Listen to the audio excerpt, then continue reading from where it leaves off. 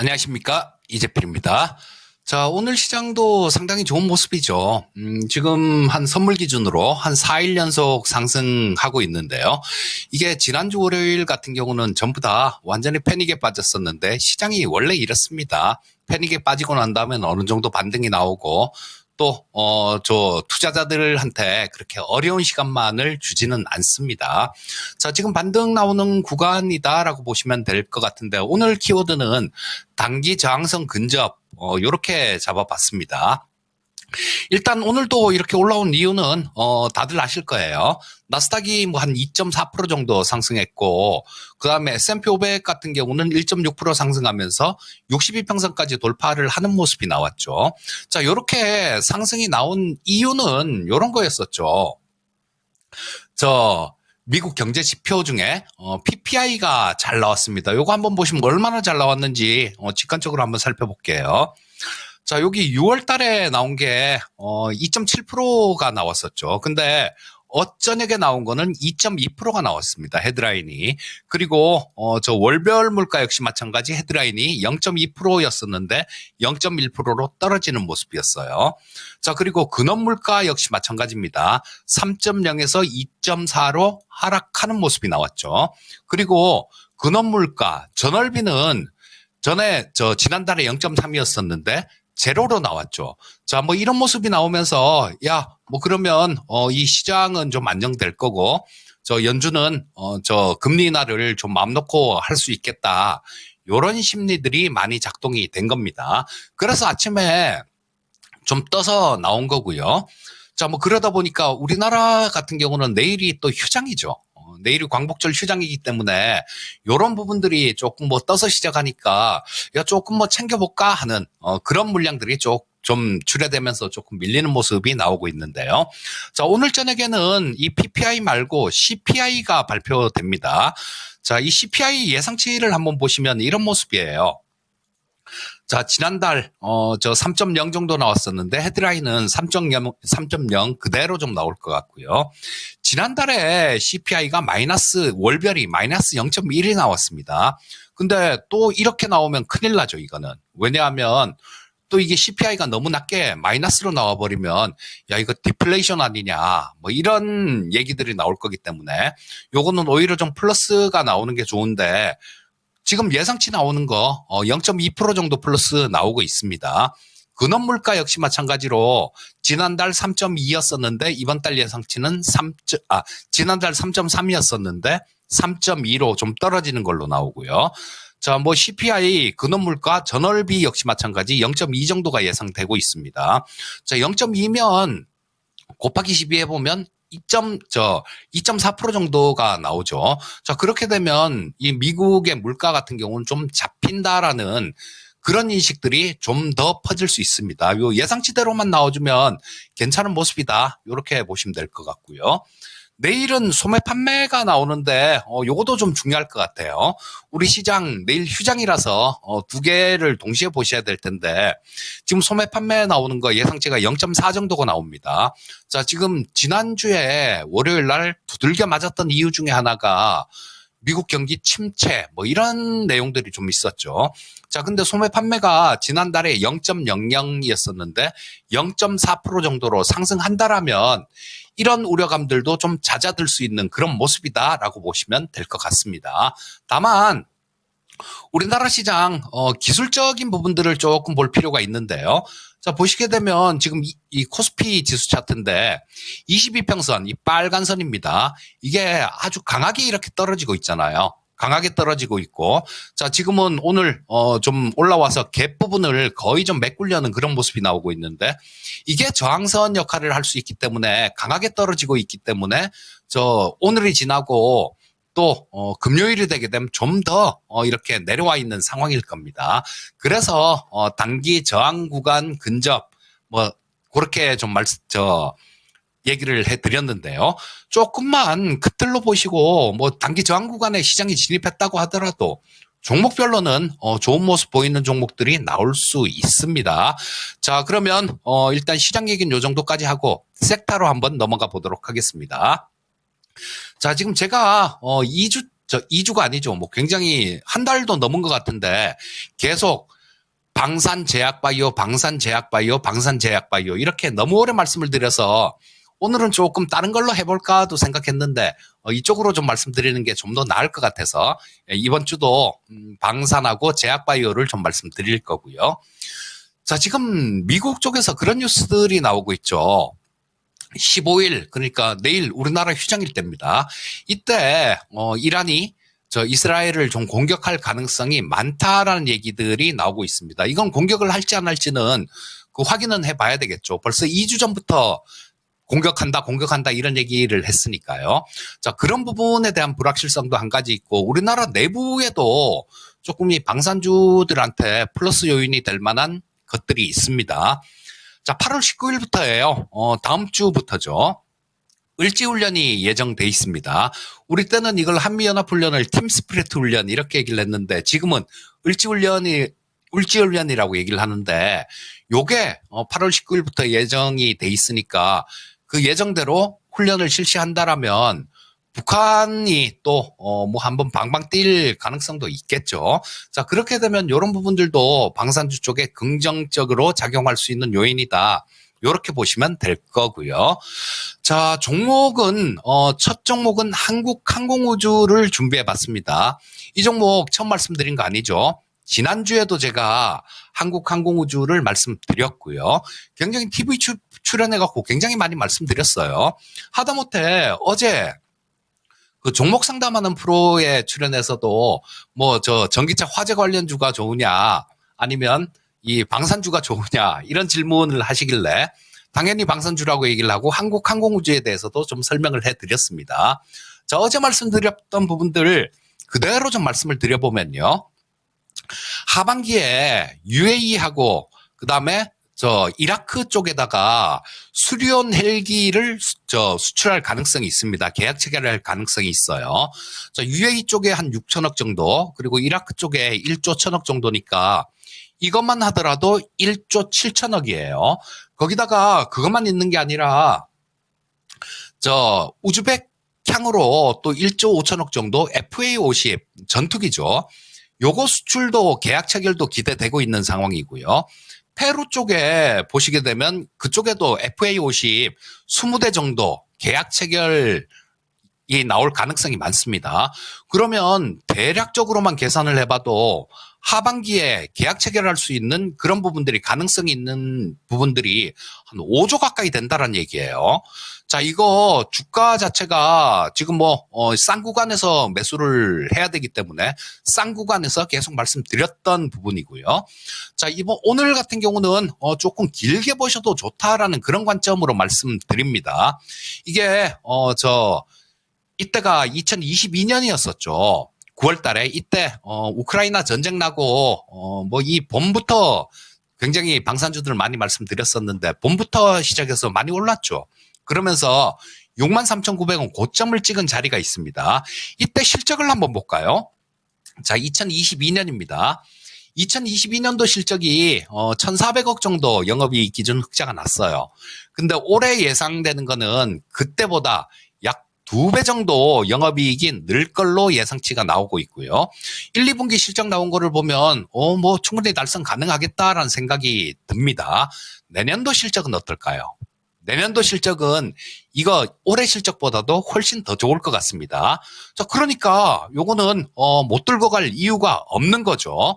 자, 한국항공우주 이번 올해 말까지도 풍부하게 재료가 있는 종목이니까요. 보유하신 분들은 계속해서 좀 크게 노려보시면 좋을 것 같습니다. 수익률 극대화 하시란 얘기예요. 다음 종목은 한화 시스템을 한번 볼게요.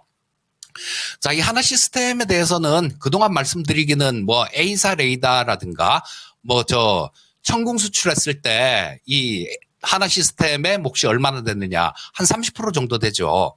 이런 얘기 말씀드렸는데 오늘은 또 좀 다른 얘기를 말씀드리겠습니다. 자, 하나그룹에서 미국 필리조선소를 인수했죠. 얼마 전에 인수했습니다. 근데 여기서 하나오션이 40% 정도를 투자했고요. 하나 시스템이 60% 정도를 투자했습니다. 근데 미국 조선소를 인수한 이유가 뭐냐? 이거는 MRO 시장이에요. MRO라는 거는 유지 보수를 얘기하는 겁니다. 미국 함정 유지 보수, 미국 해군 쪽에서 사용하는 유지 보수 비용이 1년에 우리나라 돈으로 20조가 됩니다. 자기들이 자체적으로 그걸 못하니까 우리나라 업체들을 끌어들인 거예요.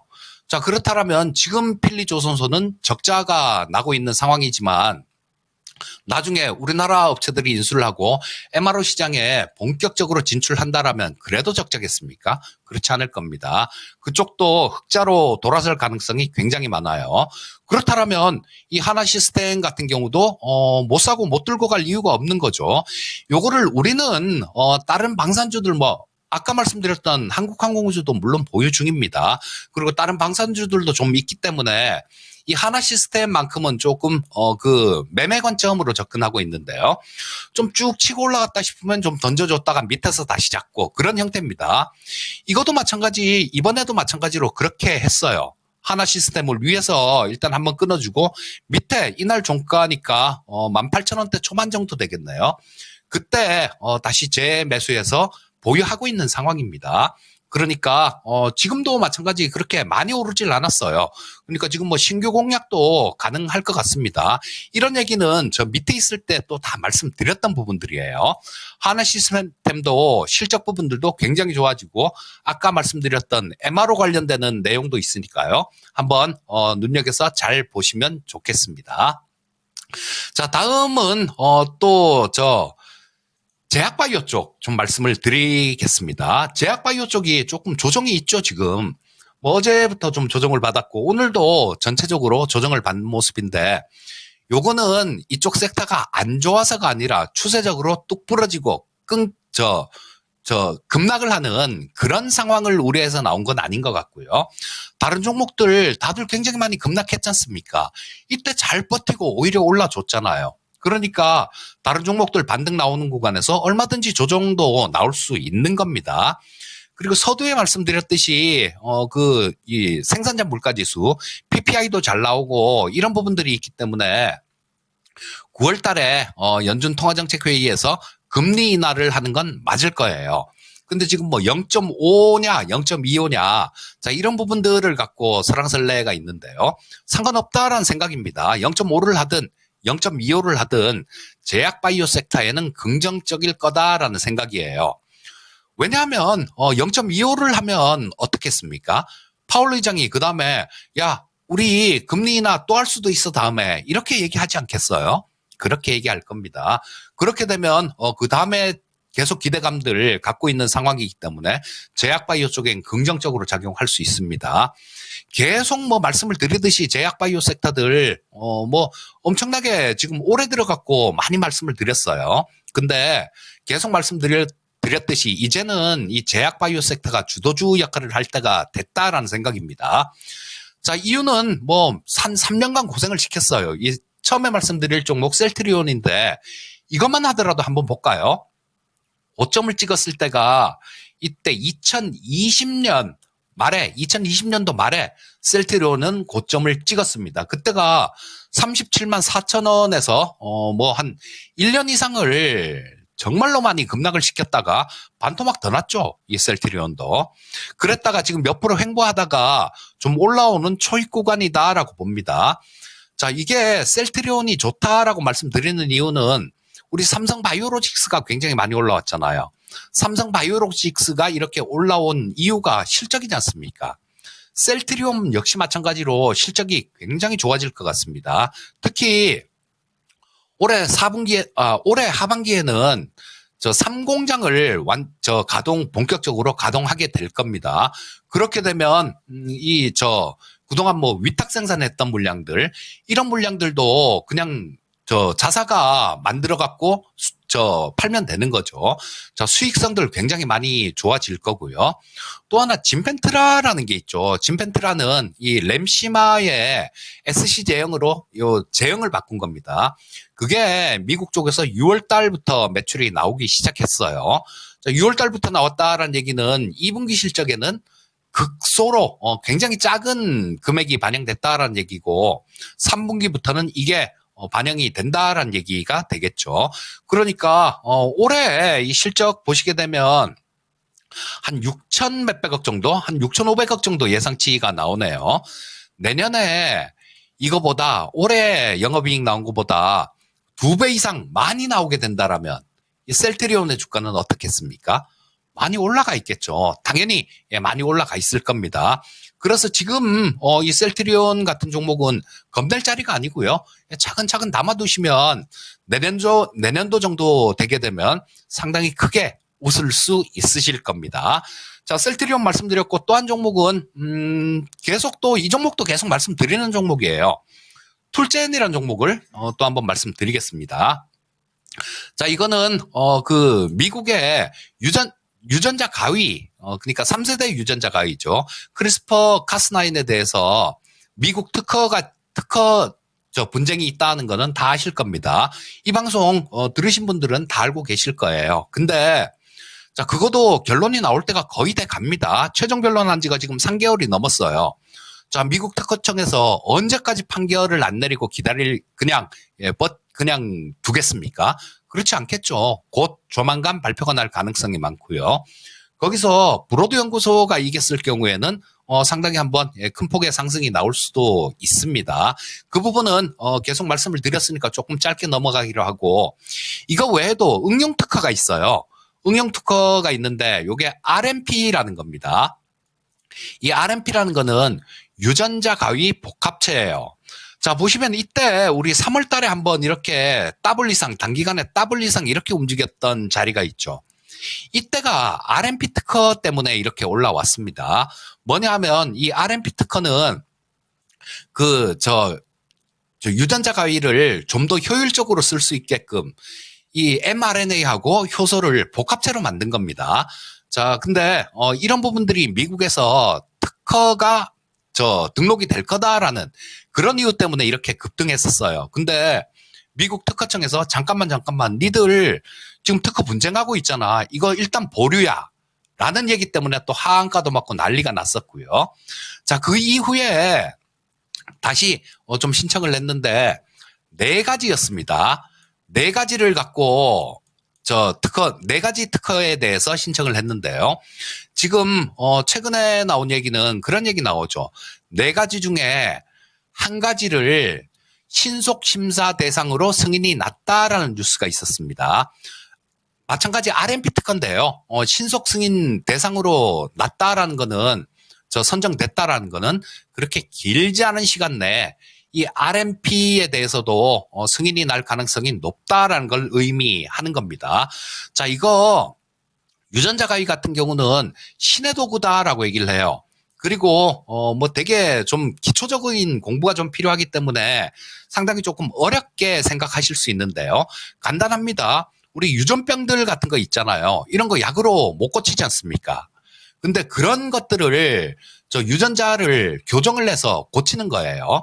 이 유전자 염기 서열을 보시면 아데닌하고 티민, 구아닌하고 사이토신 이렇게 4가지 염기로 돼 있어요. 이 중에 만약에 G가 들어갈 자리에 T가 들어갔다 이렇게 되면 병이 나는 겁니다. 이거를 다시 G로 바꿔주면 되는 거잖아요. 그런 거를 하는 기술이다라고 보시면 될 거고, 지금 이쪽이 엄청나게 좀 많이 빠르게 발전하고 있는 게, 얼마 전에는 브로드 연구소에서 그 G가 실명된 G를 이 유전자 가위 기술로 고쳤다라는 뉴스가 있었습니다. 그리고 유전자 가위 신약은 카스갭이라는 신약이 미국하고 영국에서 지금 특허가 출원된 상태예요. 자, 가장 앞장서 있는 회사가 크리스퍼 테라퓨틱스라는 회사인데요. 이 회사는 시가총액이 5조가 넘습니다. 근데 이 회사는 그 샤르판티에라고 2020년에 유전자 가위로 노벨상을 받은 분 계세요. 그분이 설립한 회사인데 이 RMP 특허에 대해서 그쪽에서 만든 약, 카스갭이라는 약이 RMP 기술을 사용하고 있습니다. 이 툴젠이 RMP 기술에 대한 특허를 취득하게 될 경우에는 이 크리스퍼 테라퓨틱스조차 이쪽에 로얄티를 내야 되는 거예요.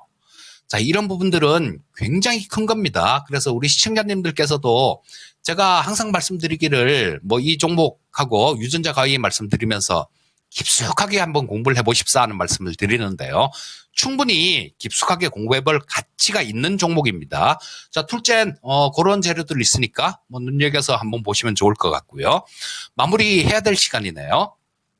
자, 단기 저항선 구간에는 저 코스피 일봉 보시게 되면 단기 저항선 구간에 좀 진입했다라고도 볼 수 있을 것 같습니다. 하지만 이 부분은 극복이 된다라고 봅니다. 왜냐하면 시장이 흔들리고 어려우면 가장 답답한 그런 주체가 누굴까요? 물론 우리 주식 투자하시는 투자자분들도 답답하실 겁니다. 하지만 훨씬 더 답답한 주체는 미국 정부라고 보셔야 됩니다. 대선이 이제 3개월도 안 남았지 않습니까? 여기서 경기 침체로 가고 그다음에 뭐 시장 막 어지럽고 그렇게 돼버리면 지금 현재 집권하고 있는 민주당은 재집권하기 굉장히 어려울 겁니다. 그러니까 가장 답답한 사람들은 미국 정부라고 보시고요. 정부에 맞서지 말라라는 격언이 있습니다. 자, 이 격언 기억하신다라면 뭐 시장이 조금 흔들리는 모습이 나오더라도 그렇게 어렵지 않게 버틸 수 있을 겁니다. 자, 오늘도 뭐 종목들하고 시장에 대해서 좀 말씀드렸는데요. 요런 부분들은 상당히 좀 큰 틀에서도 좋을 거고 지금 공략해봐야 될 종목들 요런 쪽에 대해서도 잘 말씀을 드렸으니까 참고하신다라면 수익률 향상에 큰 도움이 되리란 생각입니다. 자, 오늘은 여기까지 하도록 하겠습니다. 항상 성공 투자하시고요. 저는 다음에 뵙겠습니다. 감사합니다.